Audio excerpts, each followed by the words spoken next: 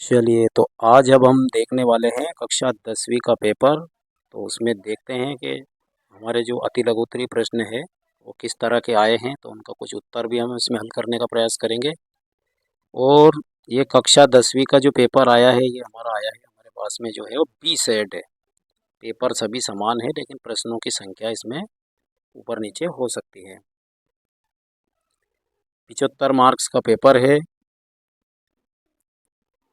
और सबसे पहला प्रश्न इसमें जो आया है वो आया है सत्य असत्य का चयन करना है। कमल तालाब को छोड़कर आकाश में खिल रहे हैं, तो कमल तालाब को छोड़कर आकाश में नहीं खिलते हैं, ये असत्य है। चौपाई छंद अर्ध सममात्रिक छंद है, तो जी बिल्कुल नहीं है। चौपाई छंद हमारा सममात्रिक छंद होता है, तो ये भी गलत हो जाएगा। उसके बाद में शीला अग्रवाल मन्नू भंडारी की माँ थी, तो बिल्कुल नहीं थी, गलत हो जाएगा। बिस्मिल्लाह खां को शैलाई वादन के लिए भारत रत्न मिला था, तो बिल्कुल मिला था, ये सही है। जिस भाव से किसी काम को करने या होने का बोध होता है उसे क्रिया कहते हैं, तो क्रिया की ये परिभाषा है, बिल्कुल सही है। और सभ्यता संस्कृति का परिणाम है, तो ये भी सही हो जाएगा। अब देखते हैं हमारा दूसरा प्रश्न। दूसरा प्रश्न हमारा संगतकार। तो संगतकार जो है वो हमारा मंगलेश डबराल से मिल जाएगा। छंद के प्रकार, तो यहाँ पर छंद के मुख्य रूप से दो प्रकार होते हैं हमारे, मात्रिक छंद और वर्णिक छंद। बिस्मिल्लाह खां, तो बिस्मिल्लाह खां हम जानते हैं कि ये एक प्रकार के शहनाई वादक थे। गले का हार होना यानी बहुत प्यारा होना। संधि के प्रकार पूछा है यहाँ पे, तो हम सभी जानते हैं कि संधि 3 प्रकार की होती है। और बालम खीरा में हमारा आ जाएगा लखनऊ। ये हमारी सही जोड़ी इस तरह से बन जाएगी। अब हमारे प्रश्न आते हैं, एक वाक्य में उत्तर लिखना है। किसकी आभा अट नहीं रही है, तो ये हमारी फागुन आ जाएगा। फागुन की आभा जो है वो अट नहीं रही है। प्रबंध काव्य के कितने भेद होते हैं? प्रबंध काव्य के अगर मुख्य रूप से देखे जाए तो 2 भेद होते हैं, लेकिन प्रबंध काव्य के यहाँ पर 3 भेद भी हम इसमें बता सकते हैं, क्योंकि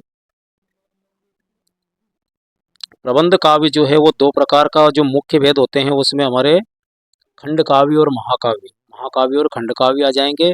लेकिन एक तीसरा प्रकार इसमें आख्यानक भी होता है, आख्यानक गीतिका, तो वो भी हम चाहे तो इसमें बता सकते हैं। नेताजी सुभाष चंद्र बोस की प्रतिमा कहाँ लगवा दी गई? तो कस्बे के मुख्य चौराहे पर उनकी प्रतिमा लगवा दी गई। काला अक्षर भैंस बराबर, तो ये बहुत ही सरल प्रश्न है। काला अक्षर भैंस बराबर मतलब होता है अनपढ़ व्यक्ति। बाबूजी रामनामा बही में कितने बार राम नाम लिखते थे? तो 1000 बार। 500 बार नहीं लिखना है, कितनी बार आएगा इसमें? 1000 बार। साना साना हाथ जोड़ी पाठ के आधार पर पहाड़ी कुत्ते पर भौंकते हैं। कब भौंकते हैं? तो चांदनी चांदनी रात में, चांदनी रात में भौंकते हैं, चांदनी रात में भौंकते हैं।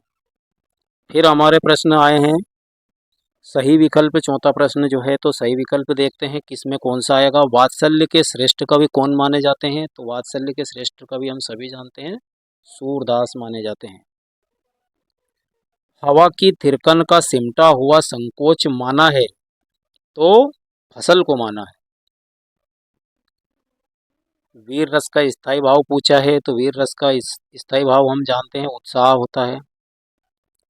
हालदार साहब को कंपनी के काम से कस्बे से गुजरना पड़ता था, तो गुजरना पड़ता था हर 15वें दिन। यहाँ पर वाच्य के प्रकार पूछे हैं, तो वाच्य हम सभी जानते हैं कि वाच्य 3 प्रकार के होते हैं, कर्तृवाच्य, कर्मवाच्य और भाववाच्य। मधु कांकरिया की सहेली का नाम क्या था? तो उसकी सहेली का नाम था मणि। फिर यहाँ पर हमें सही विकल्प चुनना है रिक्त स्थान में कि कौन सा सही आएगा। परशुराम ने रिक्तिस्थान का वध किया, तो हम सभी जानते हैं कि परशुराम जी ने सहस्त्रबाहु का वध किया था। कामायनी एक है तो एक क्या है, तो कामायनी एक महाकाव्य है जो कि जयशंकर प्रसाद जी ने इसको लिखा था। फिर यहाँ पे रस के भेद पूछ लिए, तो रस के भेद 15 होते नहीं है, तो रस के भेद 10 कर देंगे हम। बाल गोविंद भगत की अवस्था थी तो वो 60 के ऊपर की थी। जिजीविषा शब्द का अर्थ क्या होता है, तो जीने की इच्छा होती है, जाने की इच्छा नहीं होती है। जिजीविषा शब्द का मतलब होता है जीने की इच्छा। मैं क्यों लिखता हूँ, पाठ के लेखक है तो उनके आज्ञे है। उसके बाद में 2-2 नंबर के प्रश्न भी अच्छे आए हैं। लेखिका मन्नू भंडारी के पिता रसोई को बटियार खाना क्यों कहते थे। इसके अथवा में मूर्ति पर लगा सरकंडे का चश्मा, और भगत ने अपने बेटे की मृत्यु पर अपनी भावनाएं किस प्रकार व्यक्त की है, या आपने कर दिए होंगे। स्वयं प्रकाश अथवा मन्नू भंडारी का यहाँ पर लेखक परिचय पूछा है, तो 2 रचनाएं लिखनी थी और भाषा शैली लिखनी थी। उसके बाद में निम्नलिखित वाक्यांशों के लिए एक शब्द लिखना था। अब जिसके आने की तिथि पता ना हो, तो हम जानते हैं कि जिसके आने की तिथि पता ना हो वो होता है अतिथि। अतिथि के आने की तिथि मालूम नहीं होती है। और जो सब कुछ जानता हो उसको हम बोलते हैं सर्वज्ञ। जो सब कुछ जानता हो वो होता है सर्वज्ञ। अब ये हमारा देशभक्ति, यहाँ समास विग्रह करना है अथवा में समास का नाम भी लिखना है, समय समास विग्रह करके। देशभक्ति अर्थात देश के लिए भक्ति, और अब समास हो जाएगा यहाँ पर हमारा तत्पुरुष। तत्पुरुष समास हो जाएगा। गंगा यमुना समास विग्रह हो जाएगा, गंगा और यमुना। और इसमें हमारा समास कौन सा हो जाएगा, तो इसमें समास हो जाएगा हमारा द्वंद्व समास हो जाएगा। कभी श्वेत तो कभी रंगीन पताकाओं का फहराना किन अलग अलग अवसरों की ओर संकेत करता है, अथवा भोलानाथ और उसके साथियों के खेल और खेलने की सामग्री आपके खेल और खेलने की सामग्री से किस प्रकार भिन्न थी, ये बताना है। यहाँ पे हमें प्रगतिवाद किया तो 2 विशेषता लिख देनी है, या अथवा में रीतिकाल को श्रृंगाल काल क्यों कहा जाता है, या ये कर सकते हैं। दोनों में से जो भी आपको अच्छा होगा आपने कर दिया होगा बिल्कुल। यहाँ पर कवि परिचय आ गया है अपना। कवि सूरदास अथवा जयशंकर प्रसाद की काव्यगत विशेषताएं, तो वही इसमें भी 2 रचनाएं पूछी है और भाव पक्ष पूछा है उनका। तो सरल ही था, आपने बिल्कुल सूरदास और जयशंकर प्रसाद हमेशा से पढ़ते आ रहे हैं।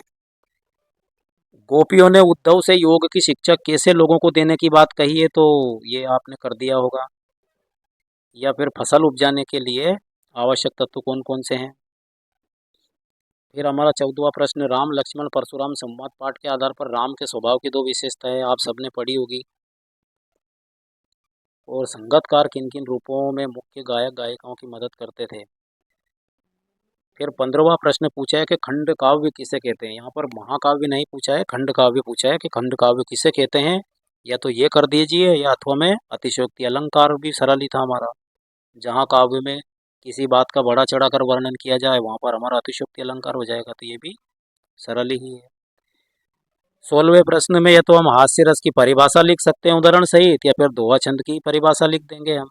दोनों सरल प्रश्न है, जो कि अर्ध सम्मात्रिक छंद है हमारा दोहा, हम हमेशा से पढ़ते आ रहे हैं, तो दोनों सरल है।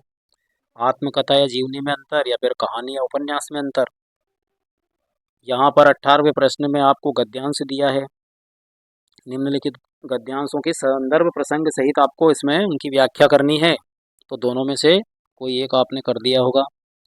स्वच्छ भारत स्वस्थ भारत विषय पर अनुच्छेद लिखने के लिए आया है, अथवा कंप्यूटर का उपयोग के संबंध में शिक्षक और छात्र के बीच में आप संवाद लिख सकते हैं। उसके बाद में पद्यांश आया यहाँ पे, नाथ शंभु धनु भंज निहारा होई केहू एक दास तुम्हारा। ये राम लक्ष्मण संवाद का ही है। आपने या तो इसको कर दिया होगा, या फिर आपको अथवा में दिया है इसको कर दिया होगा। 21वें प्रश्न में अपने नगर के नगर पालिका अधिकारी को अपने वार्ड में व्याप्त गंदगी को दूर करवाने के लिए एक शिकायती पत्र लिखना है, अथवा अपने मित्र को वार्षिक परीक्षा में प्रथम श्रेणी में उत्तीर्ण होने पर बधाई पत्र लिखना है। तो दोनों सरल है बिल्कुल, आपने दोनों में से कोई एक कर दिया होगा। और 22वें प्रश्न में निम्नलिखित विषयों में से किसी एक विषय पर रूपरेखा सहित एक हमें सार गर्भित निबंध लिखना है। तो ये 4-5 हमें पॉइंट दिए हैं। पर्यावरण, प्रदूषण, कंप्यूटर, वर्तमान समय में विज्ञान का महत्व, ये हमेशा से आते रहे हैं। जीवन में खेलों का महत्व है, नई राष्ट्रीय शिक्षा नीति।